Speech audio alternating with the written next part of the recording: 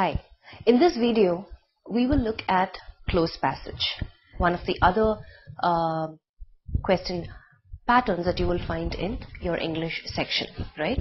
Now, when it comes to close passage, typically there are two types. One is a concept-based close passage where it's supported by either some facts, statistics, numbers, and the other type is a story-based close passage. Now, ideally, because the difficulty level is higher in a factual or concept-based, you will find that in your PO exams. But since the story-based is more easier to follow, there is a sequence, and you might even be familiar with the context because it's a story. Usually it's either a mythological story or some epic story that you're already familiar with. So it's easier for you to arrive at the answers. Now, if you look at the pattern of close passage, it is a passage where you have about 10 blanks. Each blank has about 4 or 5 options in which you are required to choose the option that fits the blank and makes the context meaningfully complete. So what would put you or give you the edge to ace this particular question type? One, you being familiar with language components like collocations or idioms. And even a good knowledge on use of articles, prepositions will come handy in identifying the right answer for the blank. Apart from this, how does one approach close passage? The first thing that you need to do is skim through the passage and understand what the main theme or message that the passage is trying to convey. This way, it will be easier for you to identify related or associated words to the concept.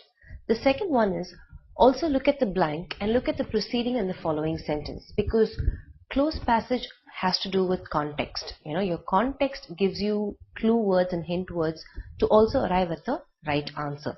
So let's look at our first passage.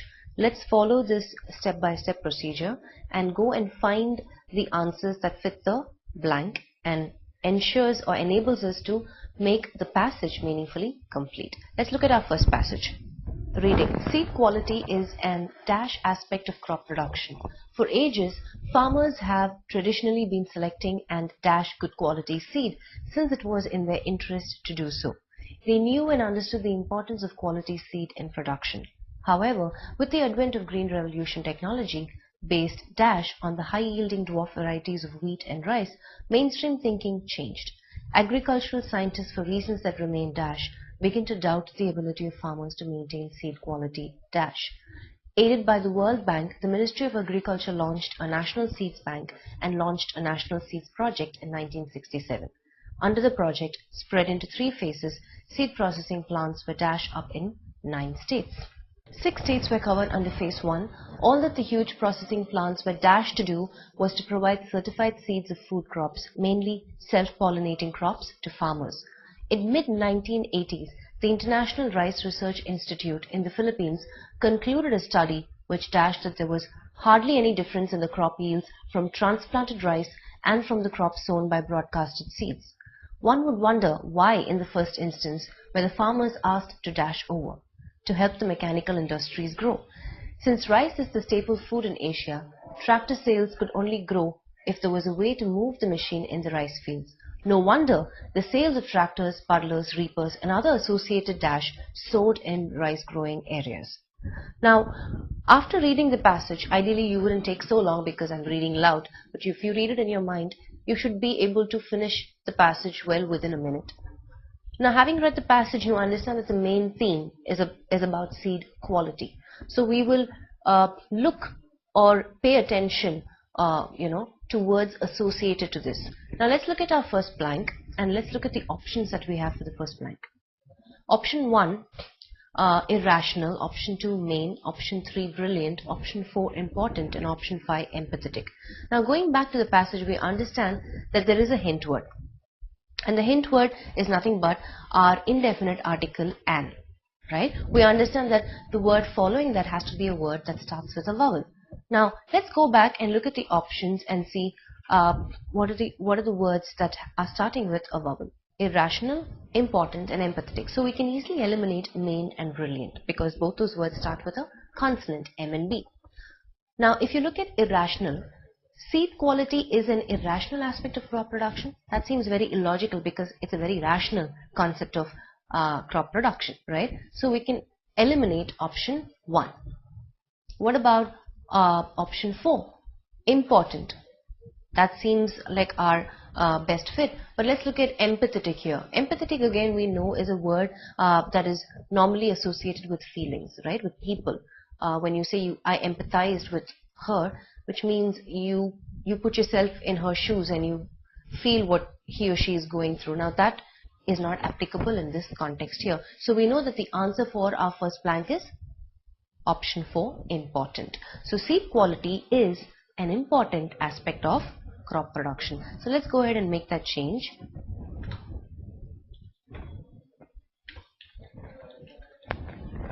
Seed quality is an important aspect of crop production.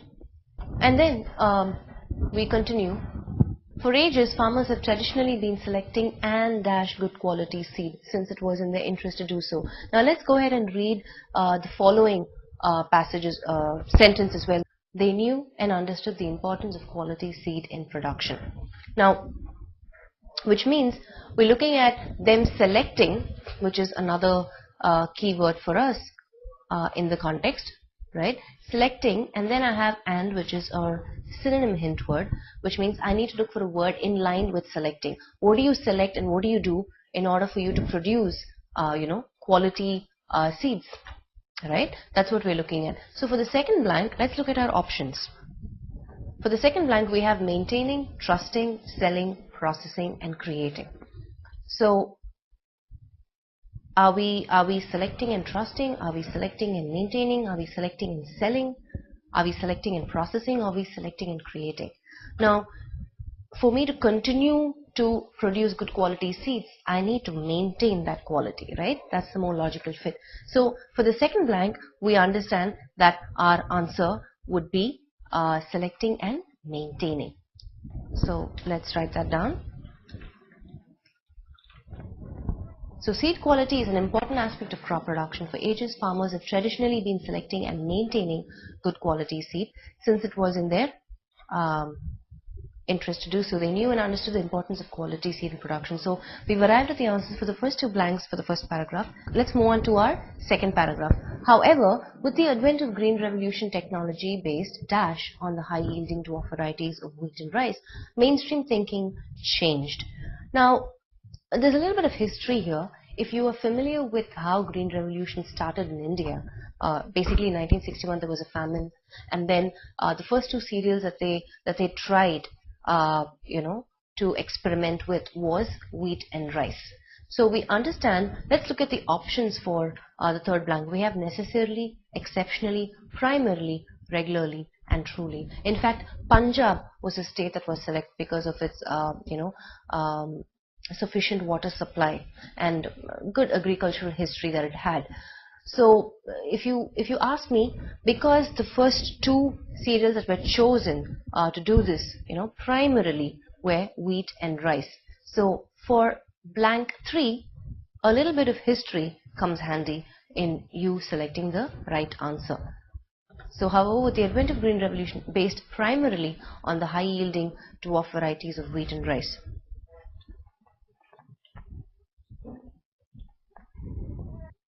Agricultural scientists, for reasons that remain dash, begin to doubt the ability of farmers to maintain seed quality. What do we have for option 4? Let's look at our options.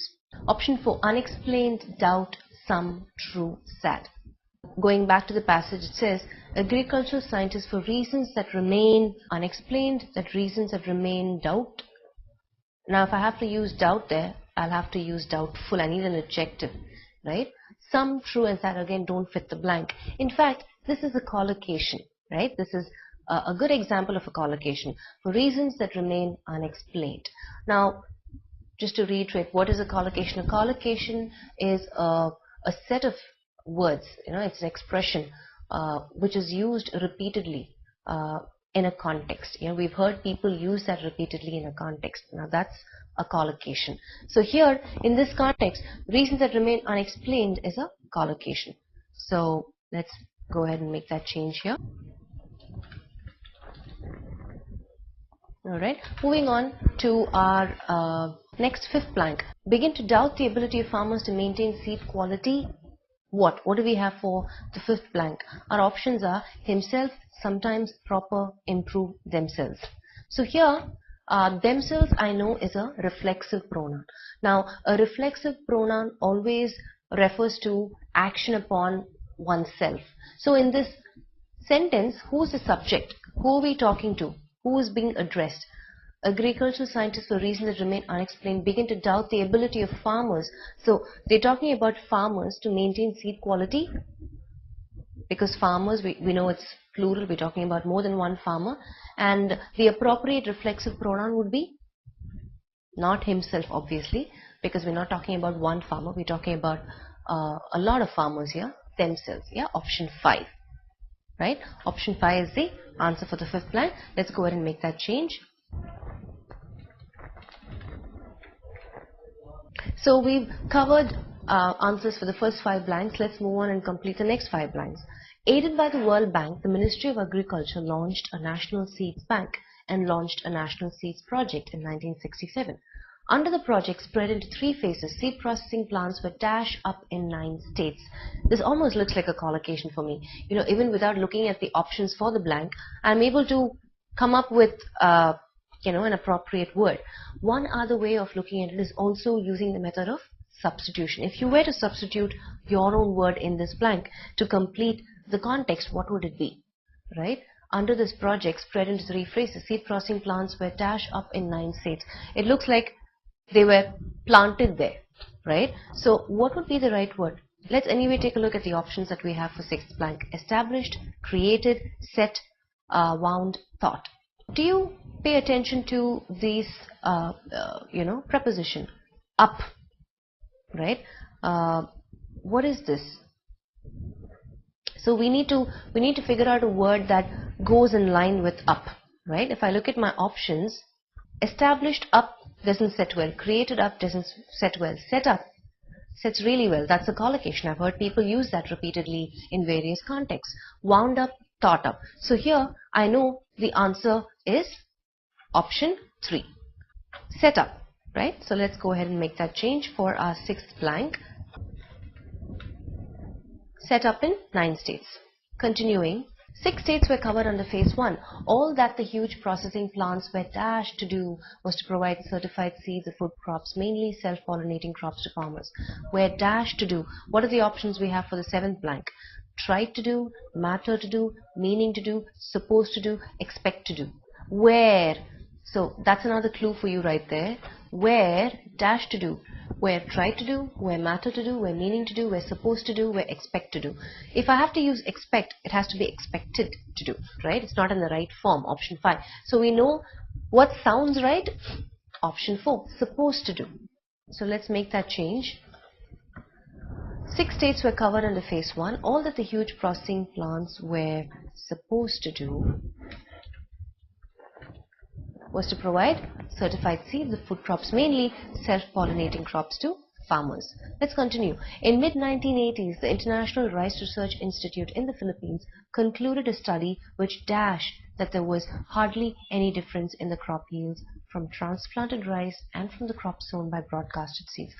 There was hardly any difference. Okay. Right before that we say concluded a study which dashed that. What are my options for blank 8? Which renounced that, which showed that, which passed that, which negated that, which directed that. We're talking about a study that was done, so obviously something had to be projected, right? Something had to be depicted. So what is that? What is, out of the options that I have, which is the word that is coming closer to the words that I just substituted? Showed, depicted. In fact, I just gave out the answer. Showed is our second option, right? So concluded a study which showed that there was hardly any difference in the crop yields. So for the 8th one, the answer is option 2, showed. Let's put that down. Which showed that there was hardly any difference in the crop yields from transplanted rice and from the crops sown by broadcasted seeds. One would wonder why in the first instance were the farmers asked to dash over to help the mechanical industries grow. So keep in mind the context, consistently, because we need that also to make meaning of what is happening. So if you look at it, the previous sentence, it's talking about the study made, to show the difference in the crop yield from transplanted rice and from the crop sown by broadcasted seeds. So one would wonder why in the first instance were the farmers asked to dash over to help the mechanical industries grow. Let's look at the options that we have for 9. Shift, make, turn, mull, switch. So if you look at all these, these are phrasal verbs, right?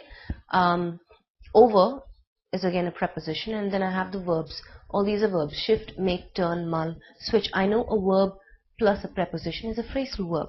So were they asked to shift over, were they asked to make over, were they asked to turn over, were they asked to mull over, or were they asked to switch over? Now we also understand that phrasal verbs have different meanings in different contexts, right? So we need the right phrasal verb in this context to make sure we have the right answer. So what could it be? Basically, they're asking the farmers to kind of switch over to help the mechanical industries grow. Now, why would they do that? Why would the farmers do that, right? If they give room for machines, then their job is in jeopardy. But let's look at our options. When I say shift over, I'm talking movement from one place to another, which is not what is required in this context. A makeover, if you ask me, a makeover is a complete change in appearance. Right? That's a makeover. Turnover could mean different things in different contexts. Turnover can be just somebody turning over in their bed, right? I turned over and slept to my right. Or a turnover could be the profit that a company makes, over the year. What's your company's turnover, right? Mull over means to think repeatedly on one thing. It's like it's eating your brain. You keep continually thinking about it, mulling over that thought. That's again not the meaning that we need in this context. Switch over, on the other hand, means from one particular something that you're doing, you're switching over from that to another thing, and that's the meaning that we need in this context. So the answer for the 9th blank is switch over. See, here a little bit of knowledge on phrasal verbs and their meanings helped you arrive at the right option. So for the 9th blank, it's switch over. Let's look at our final blank.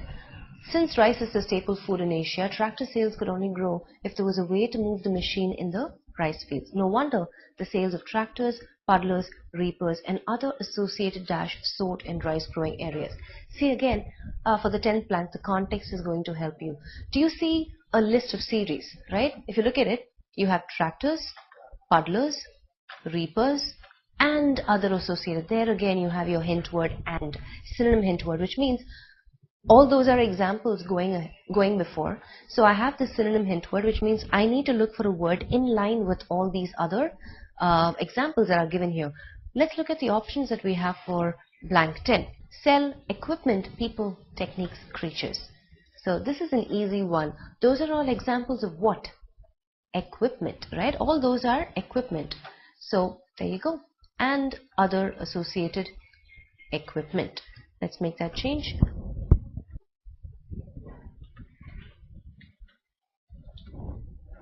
Right?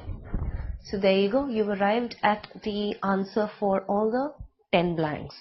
Correct? So keeping in mind, this is just a breakdown for you in order to approach close passage. If you looked at it, we applied a little bit of logic. We looked at collocations, we looked at a little bit of phrasal verbs, right? So all of this, and again, just because of reading, if you're in the habit of reading and you've acquired knowledge, and if you've had like general knowledge, that also has helped us. For example, for the 3rd blank, right? It was just pure knowledge, general knowledge about what were the primary cereals that were used when Green Revolution initiated in India, right? Things like that. Again, we've also applied a little bit of articles, correct? So this was a factual based passage, right? Let's look at our second passage and understand what sort of a passage is that, and what are all the techniques that we are going to use or need to arrive at the right answers for the blanks. Let's look at our second passage, reading. The World Diabetes Congress has determined that India has the largest number of diabetics in the world.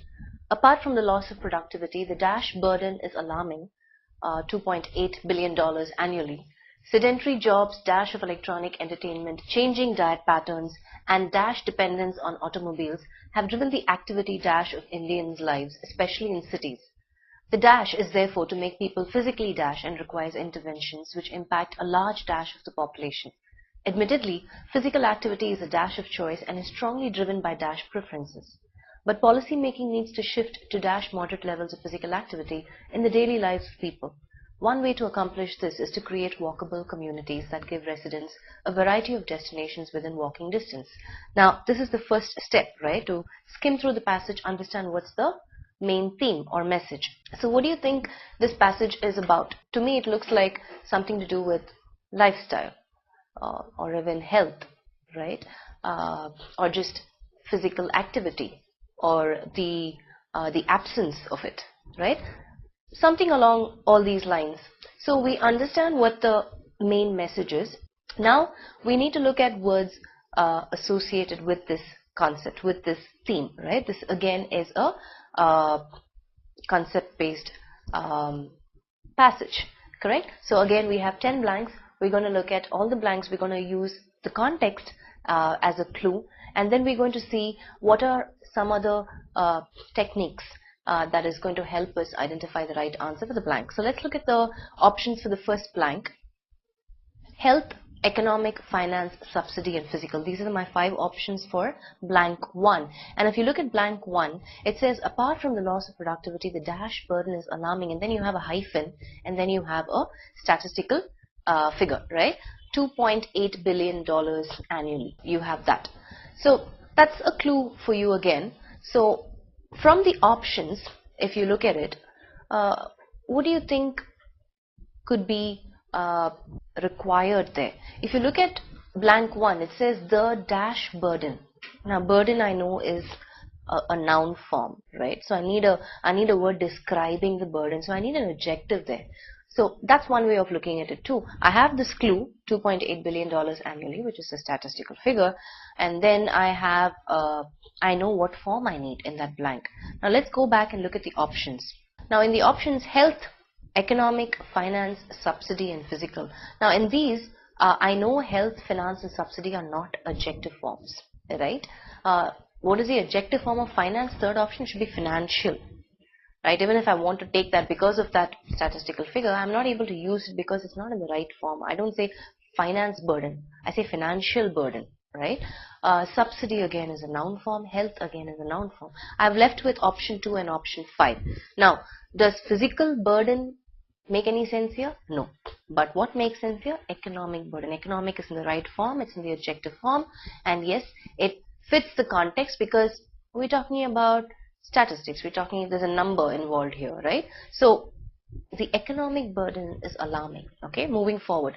Sedentary jobs, dash of electronic equipment, entertainment, changing diet patterns, and dash dependence on automobiles have driven the activity dash of Indians' lives, especially in cities.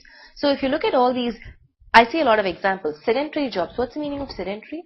Sedentary means a desk job, right? You come at 9 o'clock, you sit in front of the computer, you do whatever you need to do. The whole day you're sitting there, 5 o'clock you get up and go. There's no activity in that work, in that nature of work, right? And then I have dash of electronic entertainment. So I know that there are various entertainment possibilities available on just a mobile device, right? Not to mention the number of games, the number of applications that keep you engaged, WhatsApp, and everything is available on your mobile. So dash of electronic entertainment. Let's look at the options we have. Widespread, broadcast, spread, prevalent, expand, right? Now widespread, can I use that? Normally I would associate widespread with some sort of a calamity or disease, right? I'm going to eliminate that. Broadcast of electronic, spread of electronic entertainment. Prevalent again is a word that gives the meaning of something that exists, right? Expand. So for me, if I take away widespread, the next closest option is option 3, spread of electronic entertainment, right? It's rapidly spreading. spread of electronic entertainment, changing diet patterns, and dash dependence on automobiles have driven the activity. So if you look at 3, I have increasing, totally, entirely, grown, mutual. Again, if you look at it, I need a adjective, right? Dependence is a noun form. So what sort of a dependence? I need an adjective form. If I look at my options, totally and entirely is not an adjective form because, it's in ly, which is in adverb form. So I eliminate 2 and 3. I have to choose between 1, 4 and 5. Is it increasing dependence? Is it grown dependence? Or is it mutual dependence? Let's go back and look at the context. Before we do that, let's quickly feed in the answers for our first 2, which is economic burden,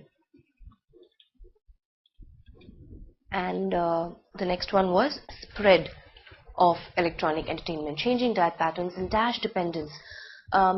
Again, if you ask me, even if I have the closest Nilgiris or Reliance Fresh or whatever supermarket available, which is of walking distance, I would still take my moped, my bike and go, my scooty and go.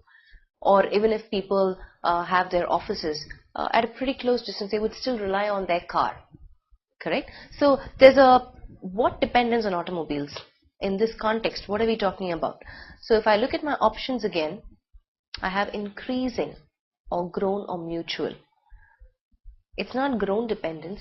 It's definitely not mutual dependence, right? If you don't take your car today, it's not like the car loses anything, right? I mean, there's nothing that the car benefits, correct? Or loses. In this context, increasing would be the right option. Increasing dependence on automobiles have driven the activity what of Indians' lives, especially in cities. So obviously when all this is happening, the activity is driven. Let's look at our options for the 4th one. Outside, most, out, from, through. Activity outside of Indians' lives. Outside talks about, I'm talking about maybe, if I'm referring to, I'm in the house, I'm inside, and then I'm talking about something outside, then it makes sense. But here, we're talking about activity which is driven. Let's look at our options again. Most of Indians' lives, out of Indians' lives, from of Indians' lives. Again, it's an incorrect prepositions there, right? Both are prepositions, from, off. I can't have them together. Option 4 is out. Option 5 again, through, off, incorrect. So I'll have to choose between, there's nothing to choose from. The only option is 3, out. Right, so that's the answer there. So it's driven the activity out of Indians' lives. So we've covered the first 4 blanks for the first paragraph. Let's move on to the next paragraph. See, again, the next paragraph is introducing and it's linking to the previous sentence. So if you look at the previous sentence, those are all examples of something that is negative, that is affecting the physical activity of people. So the dash is therefore to make people physically dash. Let's look at our options for blank 5 and 6. Dispute, ultimatum. The dispute, therefore, the ultimatum, therefore, the hazard, therefore, the sensitivity, therefore, the challenge, therefore. We looked at difficulties, we've looked at opportunity areas, right? So here, the answer for the 5th one is option 5. The challenge is therefore to make people physically what? What are my options for the 6th one? Qualified, equipped, built, active, trained. I know my answer because the previous paragraph has set the foundation already. What is driven out? The activity is driven out. So what do I need to bring back? Make them physically active. Option 4. Right? That's your answer right there for the 6th blank. So let's make that change. The challenge is therefore to make people physically active and requires interventions which impact a large dash of the population. What are my options for the 7th one? Large piece of population, large section of the population, large scale of the population, large degree of the population, large percent of the population. When I say percent, the 5th option, I need to change the form. Large percentage of the population makes more sense. It's not in the right form. I can't use option 5. What about option 4? Which impact a large degree of the population? What would be more closest in meaning to the context. Now, whenever you have 2 or 3 words that sound right, you need to look at which one is closest in option, right, to fit the blank appropriately.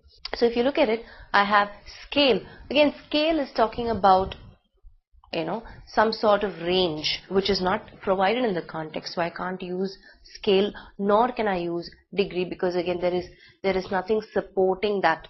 But I can still go ahead and use large section of the population, which impact a large section of the population. We're talking about an area, right, of people affected.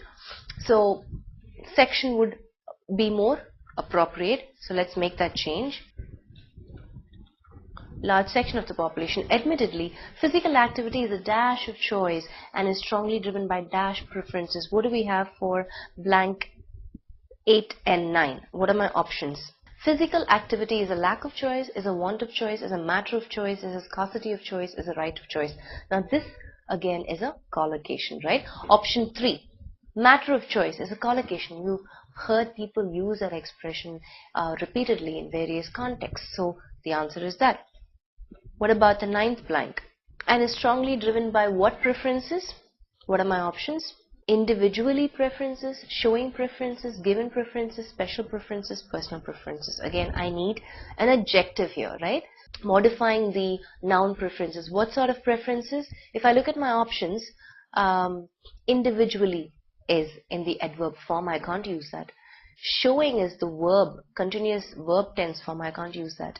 Given again is a past participle of the verb give, right? Give, gave, given.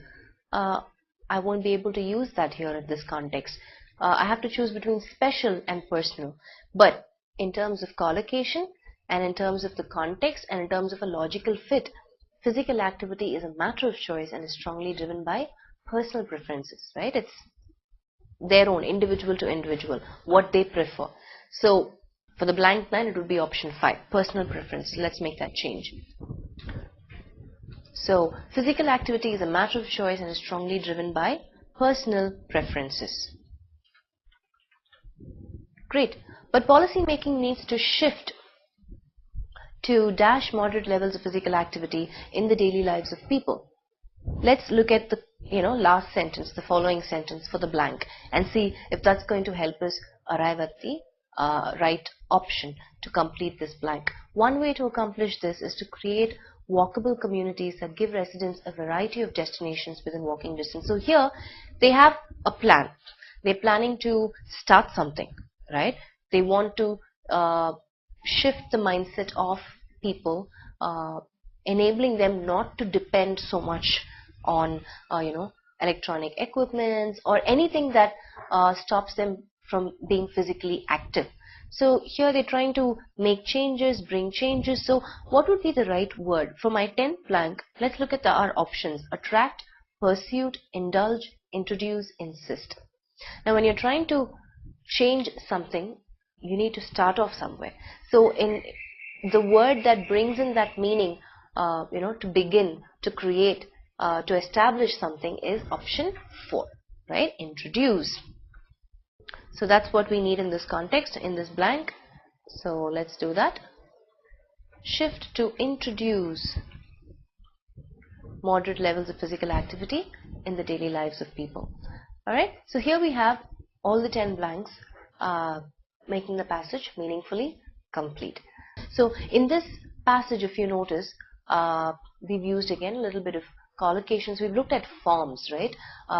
We've required adjective forms to modify or complement the noun form that was there in the sentence, right? We also looked at context, preceding and following sentences acting as clues to help us arrive at the right answer.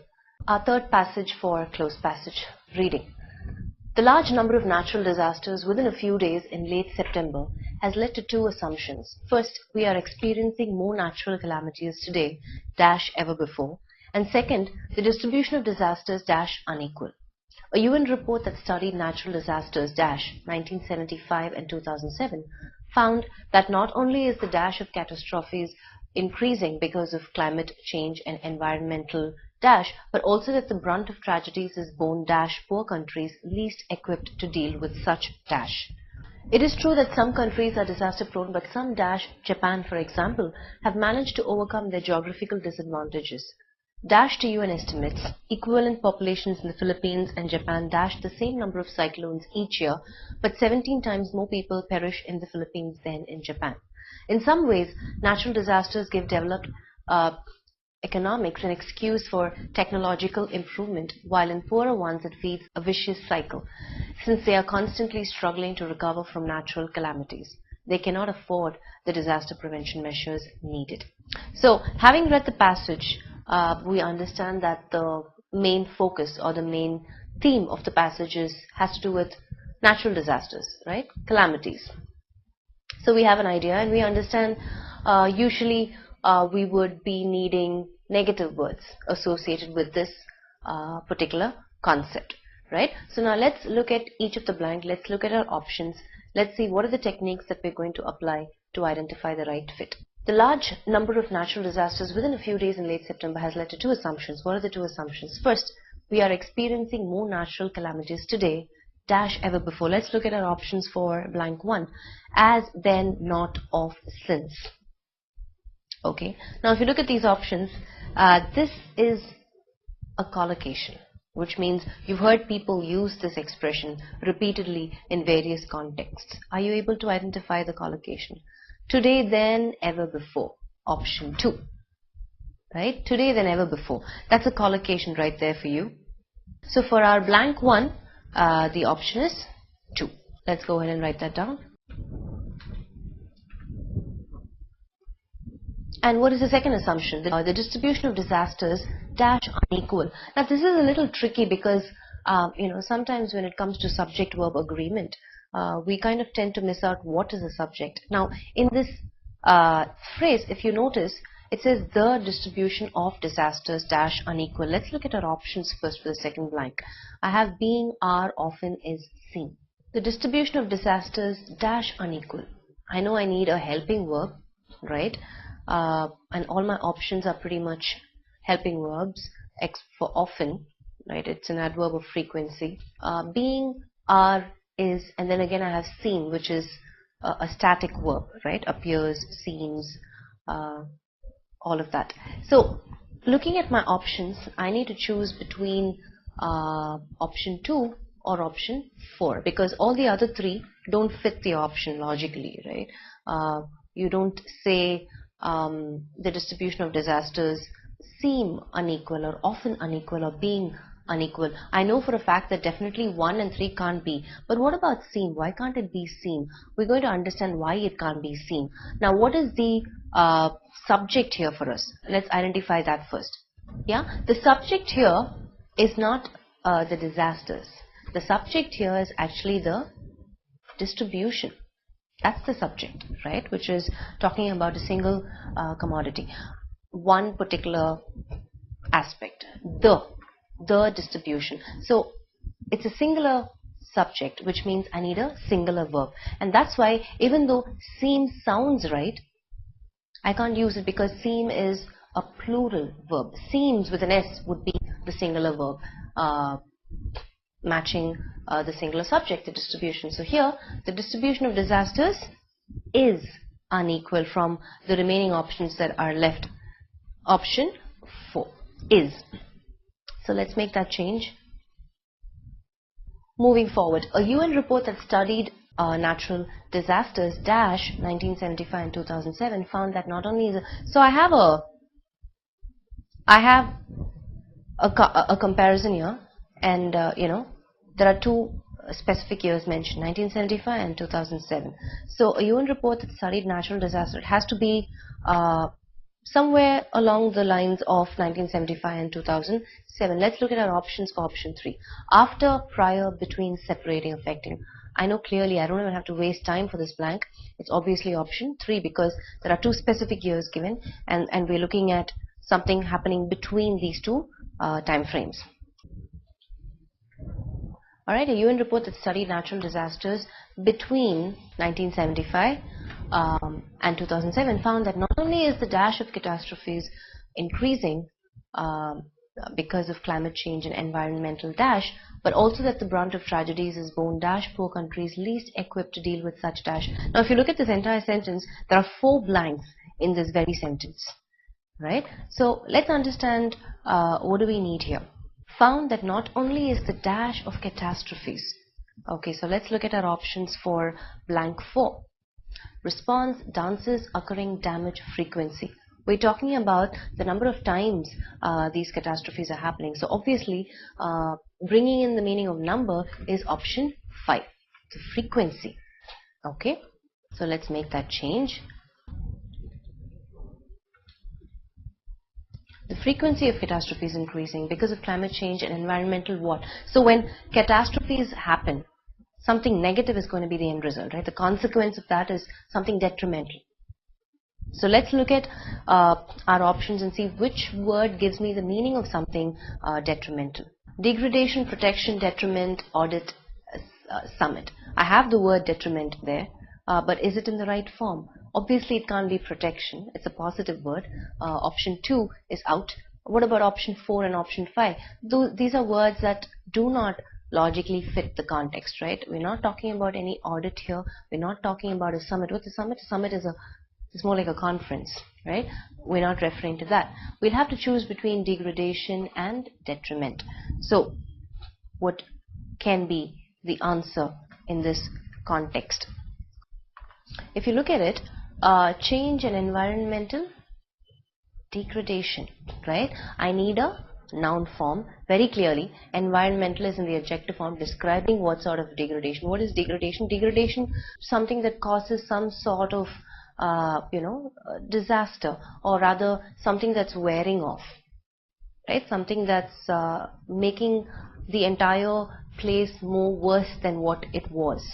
So environmental degradation, but also that the brunt of tragedies is borne dash poor countries least equipped to. So the brunt of tragedies is borne. This again is a collocation if you ask me. But if you do you notice this word borne? It's actually the past participle of bear, right? Bear. Yeah, bear as in to endure, to suffer. Correct? So borne is the past participle of the base verb bear. So, but also that the brunt of tragedies is borne by who, right? It's in the passive voice. So obviously I need the preposition by. Borne by. Is that what my options give? Let's look at the 6th. I have of, by, with, for and on, right? Is borne by. Is borne by again is a collocation. It's a set expression used repeatedly at various contexts. So the option for 6th one is option 2, by. Let's go ahead and put that down. Right?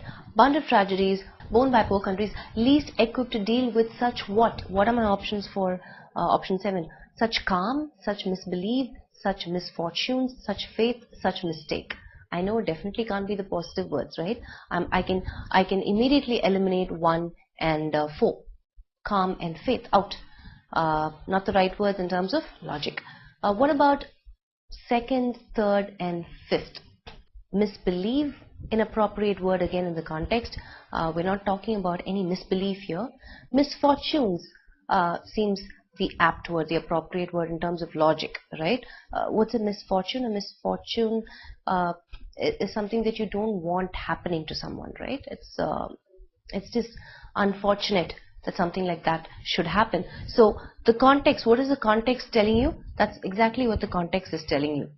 It says, but also the brunt of tragedy is borne by poor countries least equipped to deal with such misfortunes. Let's put that down. Not misbelief, not mistake.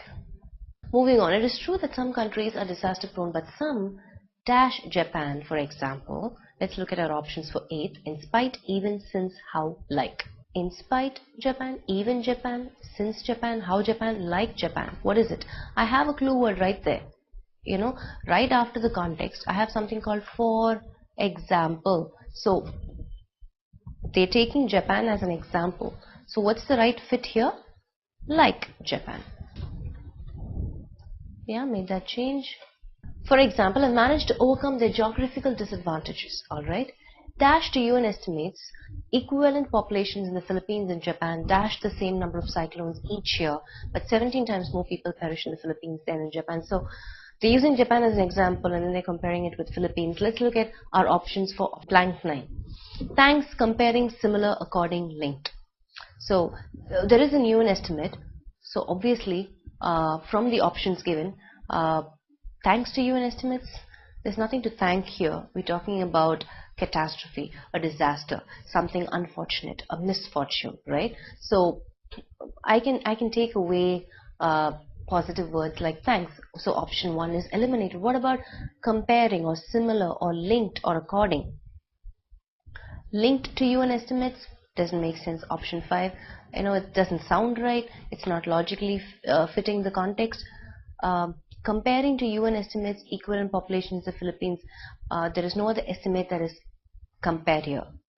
The estimate that they're talking about is UN estimate, which is that particular estimate, right? So comparing, again, inappropriate word. Similar to UN estimates, no. We haven't spoken about any estimate previous or prior to this sentence, so it cannot be similar. The only other option that we're left with is according, option 4, and that would be the right fit in this context. So let's go ahead and make that change. According to UN estimates, equivalent populations in the Philippines and Japan dash the same number of cyclones each year. Again, let's look at our options for blank 10. Endure, incite, enjoys, trigger, encounters. Again, we're talking about disasters. I don't need positive words. I can take away enjoys, okay, and I can also take away trigger. Trigger is to start something. Is that what the context is conveying? Absolutely not. So the context says, according to UN estimates, equivalent populations in the Philippines and Japan dash the same number of cyclones each year, but 17 times more people perish in the Philippines than in Japan. Basically, they're talking about this calamity that they have to bear, they have to undergo, right? So what's the right word where you're bearing such a disaster, such an unfortunate incident? Is it trigger, is it encounter, is it incite, or is it endure? What would be the right word? Now, some of you might come back and say it could be option 1, endure. Some of you might come back and say it could be option 5, encounters. What's incite? Incite again is to start something, but that's again not, that's almost close to trigger, right? Those two words don't fit logically. We're looking at option 1 and option 5. Out of option 1 and option 5, let's look at what's the right context. So if you look at the context again, it says equivalent populations of Philippines and Japan endure the same number of cyclones or encounter the same number of cyclones. If I have to use encounter, the problem is we're talking about a plural subject here, right? We're talking about Philippines and Japan. They encounter. So if I have to use option 5, I need to get rid of the S, but I can't do that, right? So encounters, which is the singular verb, will not fit the plural subject here, which is Philippines and Japan. And that's why we go with option 1, which is endure. Endure means is to bear, unfortunately, right? This catastrophe. So there we go.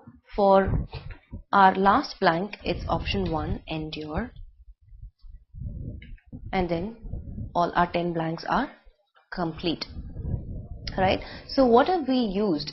If you look at it, if you look at the third passage, we've used a little bit of collocations, we've used subject-verb agreement, right, in 2 blanks, blank 2 and the last blank. We've also used prepositions, we've looked at logic, we've tried to understand, we've also looked at a little bit of passive voice, past participle, forms again is something that we've looked at. So pretty much context helping us and also other language components helping us to identify the right fit. So far we've looked at 3 fact-based or concept-based passages. Let's look at a couple of story-based passages and see how much more easier it is to arrive at the answers for that type of a passage. So we're moving on to our fourth passage, which is a story-based passage, right? So like I said, this should be easier for you to arrive at the answers because there is a flow, there is a sequence, but again the context is going to help us. Since it's a story-based passage, you don't really need to look at reading the entire passage first, because as you read it, you'll be able to arrive at the answers quickly. So let's read. Once upon a time, Amarasakti ruled the city-state of Mahilaropium in the south of India. He had 3 witless sons who became a matter of endless dash for him. That's our first blank. And what do we have? The options for the first blank is ache, worry, joy, pity, hazard. Alright, so any words that are kind of stopping you from understanding what the sentence is trying to convey, the meaning of the sentence. What is the meaning of this word witless? Witless means basically lacking intelligence. Foolish, that's the meaning of the word, right? So imagine if the king has 3 foolish sons, it's going to be a matter of endless what to him? Look at our options again. Endless ache, endless worry, endless joy, endless pity, endless hazard. Again, a collocation here, I would say, right? Definitely it's not going to be option 3, it's not going to be joy. I need a negative word. Ache is more like a pain, but we're here talking about something that is enduring, when it starts to affect you mentally, right? That is definitely option 2, worry, endless worry. So for our first blank, we've arrived at the answer, which is option 2. So endless worry for him. Dash that his sons had no interest in learning, the king summoned his ministers and said. So again, in the context, is there a word that is helping you arrive at the options? Let's look at our options first. Option 2, fact, belief, since, realizing, being. Alright, so in my context, dash that his sons had no interest in learning. Now here again I have this clue word, this continuous verb tense, right? ING form. Dash that his sons had no interest in learning, the king summoned his ministers and said.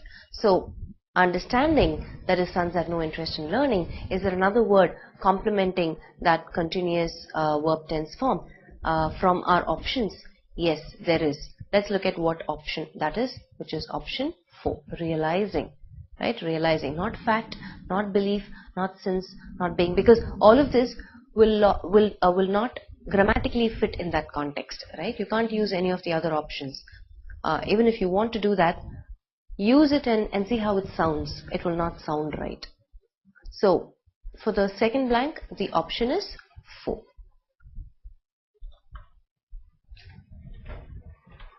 Realizing that his sons had no interest in learning, the king summoned his ministers and said what? Moving on. I am not happy with my sons. According to men of learning, an unborn son is better than a son who is a dash. What are my options for blank 3? Stupid, brilliant, fool, uneducated, scholar. Okay. Do you notice something? Always look for words before the blank, preceding the blank, following the blank. Now if I look right before the word, I have the indefinite article a. I know that the form that has to follow that is a noun form, right? When we looked at finding errors section, or when we looked at parts of speech, one of the clues in which to identify a noun form is articles. Articles usually precede a noun form, right? Now let's go back and look at our options and see what are the options for blank 3. So we have stupid, brilliant, fool, uneducated, scholar. I understand that stupid and brilliant are adjectives, option 1 and 2. Fool, on the other hand, is a noun. Uneducated, again, is an adjective. Scholar also is a noun, but we know that scholar will not logically fit the context, and the answer is option 3, fool. So I'm not happy with my sons. According to men of learning, an unborn son is better than a son who is a fool. A son who is stupid. See again, the next following sentence, there's a clue again, who is stupid, will bring dishonor to his father. How can I make my sons fit to be my dash? I turn to you for advice. So what are our options for 4?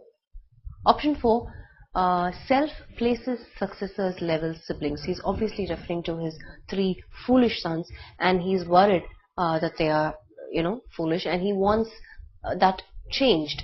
So why? Because as a king, obviously you want your sons to take over.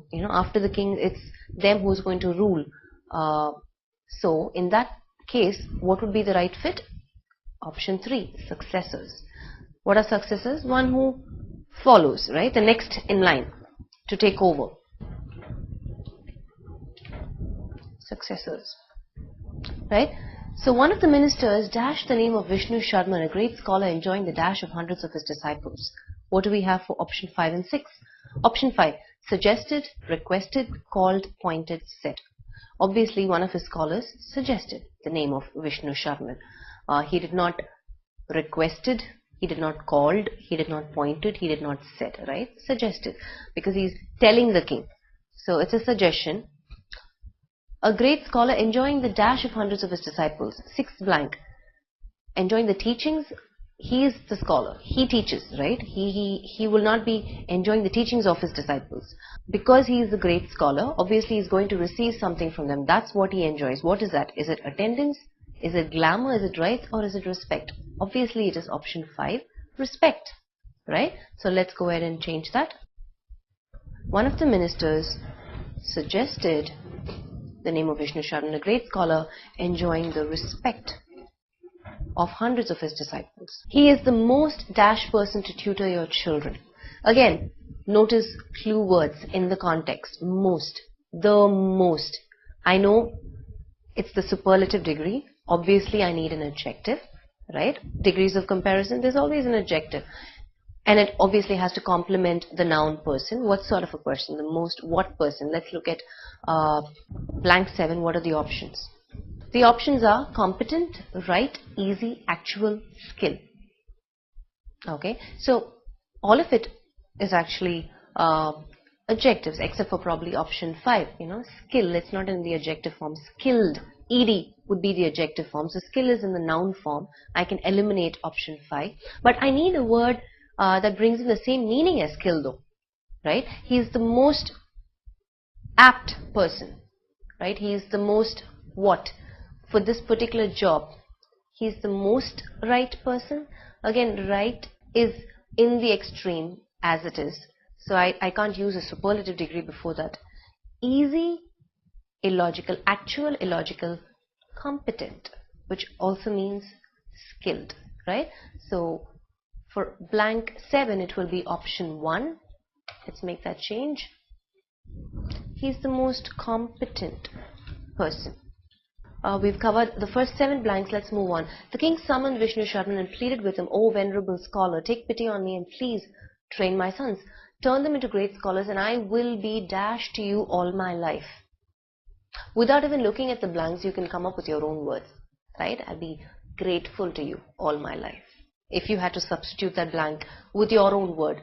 Now that you've done that, now that I've done that, let's go ahead and look at our options and see what options we have for blank 8, which probably has the closest meaning to grateful. Happy, oblige, beside, indebted, disciple. I can pick oblige, which is closest to, close to grateful, but then it's not in the right form. A D is missing. I can't use it, right? Indebted would be the right word. Indebted also brings in the same meaning as grateful, morally obliged to. I would be indebted to you all my life. Vishnu Sharma said, "O king, count 6 months from today. If I do not make your children great scholars, you can ask me to change my dash." This is a collocation. This is a colloquial expression. We've heard people say this, If I don't do that, I'll change my what? You don't even have to look at the blanks, but let's look at the options for 9th one. Importance, name, clothes, location, life. You obviously know it's option 2, name. If I'm unable to achieve this, I'll change my name. You've heard that colloquial expression, right? So let's make that change. The last blank. The king immediately called his sons and handed them to the care of the learned man. Sharman took them to his monastery where he dashed teaching them. Keeping his word, he finished the task the king entrusted to him in 6 months. Thus the king now had scholars for sons. Now, the reason why I read the last sentence is because I can have clue words from the last sentence. For that, 10th blank, right? Let's look at our options. Embark, mustered, begun, decided, started. Sharman took them to his monastery, the three foolish sons, where he dashed teaching them. Is it embark teaching them, mustered teaching them, begun teaching them, decided teaching them, started teaching them? The decision has already been made. So it either has to be a step that was taken. Now let's look at our last one. Keeping his word, he finished the task. So if he finished something, he had to start something, and that is exactly what he did in the 10th, in the previous sentence, right? Do I have started in my options? Yes, I do. And that's how you put 2 and 2 together. That's how the context comes handy, right? So I have started, which is the 5th one. Why can't I use begun, which also brings in the same meaning? I can't use begun. If you notice, begun is the past participle of begin. Right? Now, normally the past participles are used in passive sentences. So here, it's an active sentence. I don't need a past participle in this context. Right? So the answer is 5. Started, where he started teaching them. Alright? So if you noticed, the story was, comparatively easier. The story-based passage was comparatively easier. But still, we applied the same techniques. We applied collocations, we applied forms, noun forms, adjective forms. We looked at a little bit of logic, colloquial expressions, all of that. So, good. Let's look at one more story-based passage just to make sure we've nailed this particular, question type, and we are going to ace close passage in the exam. We're looking at our 5th passage, which is a story-based passage. Let's read. Once there dashed a rich businessman who was smart and young. He was fond of gambling. So the first blank, what are our options? Once there danced a rich businessman. Once there lived a rich businessman. Once there placed a rich businessman. Once there is a rich businessman. Once there stayed a rich businessman. Okay. So as all stories begin, right, we understand that it has to be option 2. Once there lived a rich businessman. So let's make that change. Once there lived a rich businessman who was smart and young. He was fond of gambling. Alright. One day when he was on a business tour, he stayed in an inn. There he was dashed for a game of gambling by a veteran gambler who was reputed as invincible in the game. Right. Again, words that probably hamper meaning of the context. Let's look at one word here, which is invincible, right? Invincible means someone who cannot be defeated, right? And what about veteran? Veteran gambler, adjective there. Veteran means someone who is very experienced, and he knows what he knows exactly what he's doing, and he's really good at gambling. Right? So one day when he was in a business tour, he stayed in an inn. There he was dashed. Let's look at our options for blank 2. He was made, he was crying, he was told, he was struck, he was invited. Logically, we know that the answer is option 5. He was invited by that veteran gambler for a game. Right? So let's put that down. Okay, so he was invited. And then what happened? When the game was on, he noticed that his dash had resorted to foul play by stealthily gobbling up the dice and pretending it to be lost. Foul play meaning, obviously, he cheated, he didn't play fair. So let's look at our options for blank 3. He noticed that his dash had resorted. So I need a word substituting that person, right? This is a gambling game. So is it his opposite, his self, his man, his opponent, or his play? It is option 4. His opponent. He noticed that his opponent, right, who's the person he's playing against. So his opponent had resorted to foul play by stealthily gobbling up the dice and pretending it to be lost. This made the young man lose the game. The young man, however, did not accept his defeat. He thought of dash a lesson to the other gambler. In fact, again, I don't even have to look at my options, right? He knew that his opponent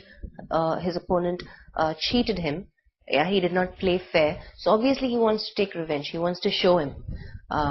So he thought of dash a lesson to the other gambler? I'm sure it's a colloquial expression. Let's look at our options for blank 4. Predicting, saying, asking, teaching, making. So he thought of teaching a lesson to the other gambler, not predicting, not saying, not asking, and not making. It's option 4, teaching. He thought of teaching him a lesson. Again, it's a colloquial expression, right? We've heard people say that.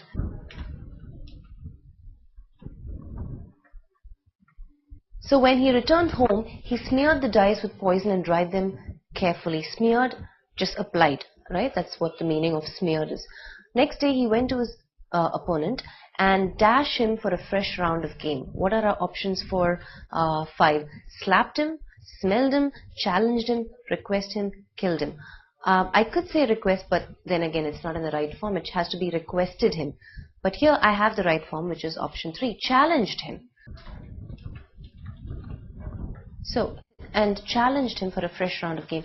The other gambler began stealthily put the dice into his. So, if you see the clue words again, right? Which means earlier what did he do? We understood that earlier also he put it in his someplace. What are the options for 6? Let's look at the options that we have for 6. Pocket, throat, sleeve, board, mouth. Because I know earlier he put it in his mouth, here again he has to have put it in his mouth, which is option 5. Moving on. But once again he was detected by the young gambler, who yelled, "Swallow, swallow. Oh my dear, now you will know what you have swallowed is but poison and not the dice." The poison was soon at work. The cheat reached in dash. This again is a colloquial expression. If you're familiar with it, if you've heard this before, it'll be easy for you to identify the answer. But just in case this is something new, you've not heard of this phrase before, let's look at the options for 7. Happiness, pleasure, pain, room, hurting. Obviously, you've swallowed something that has poison. There's definitely not going to be happiness, option 1, or pleasure, option 2, or room, again illogical. Hurting, not in the right form. Pain would be in the right form. It's a noun, and that's exactly what we need in the blank. Reached in pain. His eyes rolled and he fainted. As the young man did not have any dash to kill the fellow gambler, he took out some antidote from his bag and made him drink, which induced vomiting. So his plan was not to kill him, right? So he did not have any. I need to look for a word which brings in the same meaning as plan. Let's look at our options for blank 8. Intention, weapon, wear, means, body. Obviously, the answer is option 1, intention, which has the same meaning as plan. He did not plan to kill him. So, as a young man did not have any intention. Moving on, the last 2 lines. This dashed the other fellow. So, as soon as he gave him the antidote, what are our options for 9th? Sliced the other fellow, cured the other fellow, better the other fellow, killed the other fellow, slept the other fellow. Obviously, it cannot be option 4 or 5. Illogical. Better, not in the right form, though it brings in the meaning that we need. Sliced, again, inappropriate word. Option 2 is the right answer, right? You take a remedial measure to cure the problem, right? So, in this context, cured is the answer, option 2. This cured the other fellow. He came back to his senses and never dashed to deceive others in the game of dice. So he went through a near-death experience, right? Meaning, what are our options for 10? And never dared to deceive others, never worried to, never feared to, never crossed to, never decided to. There's nothing here to decide, though it sounds right, right? He went through a near-death experience, so obviously it's going to be option 1. He never dared to even attempt or even think about, playing an unfair game or cheating anybody in this game. There we are. So we have all of our 10 blanks intact. Like I said, because it was a story, it was more easier for you to arrive at the answers, but you need to remember that you're still applying the same techniques, more or less the same techniques that you were applying for a concept or a fact-based passage. So here ends close passage. We've looked at the 2 types, which is either a fact-based or a concept-based passage. and the other type is a story-based passage. But it's good for you to practice both because you're learning and applying more or less the same techniques. Just to recap, some of the techniques that we looked at is forms, different forms, adjective forms, noun forms, based on the context, looking at clue words, articles ahead, adjectives ahead, right? We applied a lot of collocations, colloquial expressions that are used repeatedly in various contexts. We also looked at other things in terms of just applying basic logic. We looked at some specific language components like either a phrasal verb or past participles and how they appear in a sentence, correct? And the right words, vocabulary. Based on the context. We looked at the preceding sentence, we looked at the following sentences, we understood what is required in that particular blank in terms of bringing in the right meaning and meaningfully completing the context. So keep practicing, and I will see you guys in the next session.